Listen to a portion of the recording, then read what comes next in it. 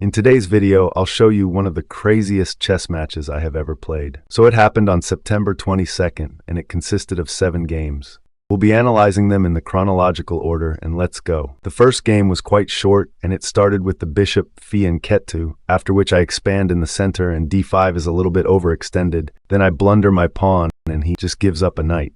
I take it, castles and castles, but the pawn seems quite dangerous, and after I pin his bishop, he threatens a discovery check, and I get scared of it, and play knight a4, a total blunder.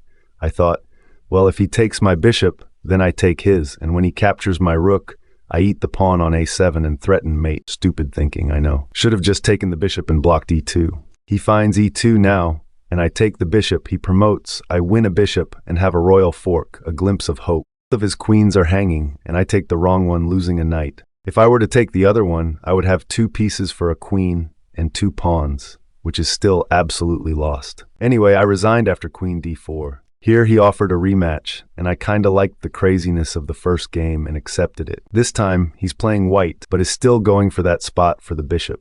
I push my pawns aggressively, and here f3, as a wise man said, he played f3 7 question marks. And I decide to play for a trick and go knight f6 with the idea of going to h5, potentially apart from attacking his pawn. Bishop d6, immediately pointing there, and after he gets 2 pawns up, I unleash the plan with knight d5, and he gets absolutely greedy taking it. So I force mate with queen h4 and sacrificing the bishop. Now, you see there's one great and one brilliant move for me. It's kind of hard to determine which one was brilliant, but I think it's the bishop move, since it's a lot more forcing. The third one was very close as well. Let's analyze. Phi and ket2 strikes again, and this time I'm going for the knight symmetry. He pins my knight, and I unpin it straight up, hanging the e-pawn. I kick the bishop, push my a-pawn and prevent the guy from castling, but he just develops the knight, and bishop a3 loses due to b4, and I lose another pawn, and my a and c1s are isolated as well. So I have no queenside, but he missed that because he wants to castle. I strike with the pawn, and knight e5 gives the pawn, and bishop d5 lets me equalize this. Queen f8 is hated by the computer for some reason. I develop the rook and infiltrate with the queen, but he develops as well, and queen g7 is questionable. Bishop attacks knight, exchange attacking my queen. I bring it back, and here he aims for checkmate. I defend, and he pushes h5 as a last-ditch effort to checkmate. Here I ignore him, but then bring the rook to defense when attacked. Knight e2, and I still see nothing, and here he also loses grip. Continuation looks like this, with me having a bishop for 2 pawns, but after queen h7 a mouse slip occurs. Rook f6, I meant to take on f7 to attack the queen, but it still falls to knight takes g3 check, and the continuation would be like this, and he easily wins the endgame. So I resigned after this great move, and I just choked on my food. Here are the accuracies, kinda high for that chaos. The fourth game started with me losing 1-2 on aggregate, so I was locked in. Now I expand in the center, while he is very passive, and I should have just kicked this aggressive knight, but I checked him instead, and after he blocks, I had e6 right away, and then my knight jumps in there, my bishop joins the attack, and it's a disaster for white. Instead, I jump with the knight immediately, and that is quite bad, but he accepts the pawn for some reason, and I threaten a fork.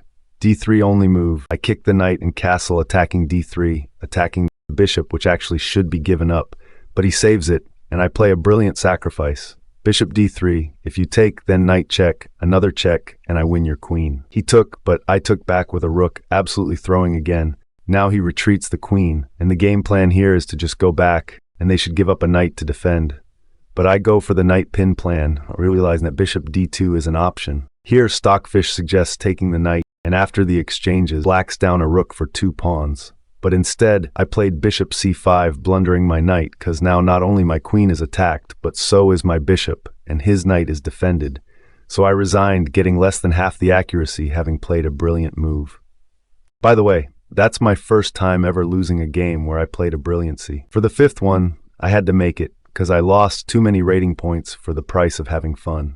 He phi and ket2s the bishop yet again, but this time I'm being smart, playing for the light squares. Queen e2 here unpins the pawn, but gets me an isolated one, and I'm lost after move 9. Here I develop my bishop, and he pushes his pawns while I'm going for the kingside attack. He blunders a fork, and here I could have won a knight by this. But instead I took his bishop with check, pushed the flank pawn, And here I push c4, opening up the bishop with the idea of playing a5 after a random move. So he pushes a5, I open up his king again, and after queen takes, the rook slides over and I get his bishop. But it's not over yet. He blunders on f6 as well, and I bring my minors back, and these three start pointing at my king, and he gives up the rook for attack. I remember my loss after a similar attack on my king, so I decide to play it safe, taking on h2, then g3 instead of simply trading queens. I wanted to mate myself and I blunder. Rook e3, after which there's a series of checks and lose the game. Luckily, it's 1300 blitz, and he missed that simple idea. He takes the knight, queen trade, pawn exchange, rook exchange, and I take the knight with the rook to make a queen, and then force his king off the pawns, and he resigns. I get 75% accuracy. In the next game, I'm playing black, but still manage to get a strong center and d4. I'm just blundering a pawn, and he finds it. And here, queen e2 gives me the opportunity to not only take on g2, but also get a rook for the bishop. While he castles and tries to equalize, he can with the perfect play. I get too scared playing f6, and after f3, my knight develops, bishop with a check and a weird king slide instead of blocking. Now I bring the rook, third piece, into the attack, and h4 blunders, a tactical sequence of bishop g4, pawn is pinned both ways, rook sack, which he can't accept due to devastating attack.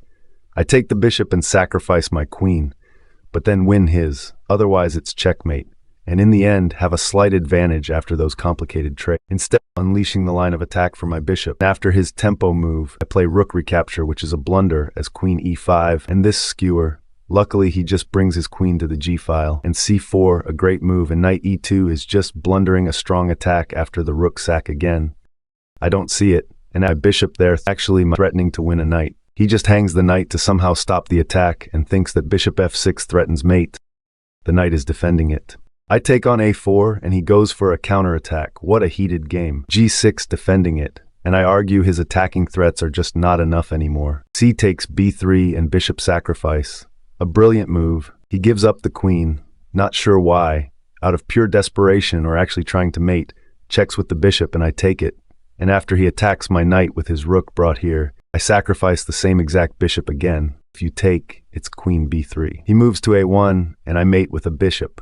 Absolute cinema. Here you have the short game review, and I tied the score. Last game where the debate had to be settled. Here I used the formation from my modern defense video, by the way, check it out. Bishop and knight in this setup and f3 as soon as they put their knight there. Now it's mirrored here, but even better for me as the long castle formation is usually even more fragile than short. I slide my bishop there and it's already +2. After g5, e5 isn't the greatest option because of these trades. Still better for me. And there I'm scared of sacrificing a pawn, so I take back with the queen instead. Here bishop g7 and the knight is cross-pinned. Now he kicks both my pieces and I play a goofy-looking move, queen e4 check, but here he can actually take and the attack on the rook is not that scary. Instead d5 and I make use of the pin again. He still doesn't take it and I pull it back. He builds up a line of attack on my king. We've seen that a lot already. Here he probably hopes that I take the rook with the queen and he pins it down. But after that, I'll still be up 2 rooks and a knight, whole 3 pieces for a queen. But I had a better option, which is simply taking with the king, rook check, and after he moves the bishop, I block it. We have a massive trade and he resigns, making me the winner of the wild match.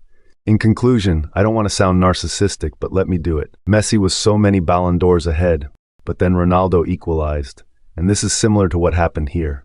I came back from that. Also, we're so close that at the time of this recording, we have the exact same blitz rating, 13-25. Here are these matches stats. Feel free to pause. The amount of brilliant moves for me is a whopping 3. Thanks for your attention. The video was longer. Subscribe so I update my channel banner. See you later.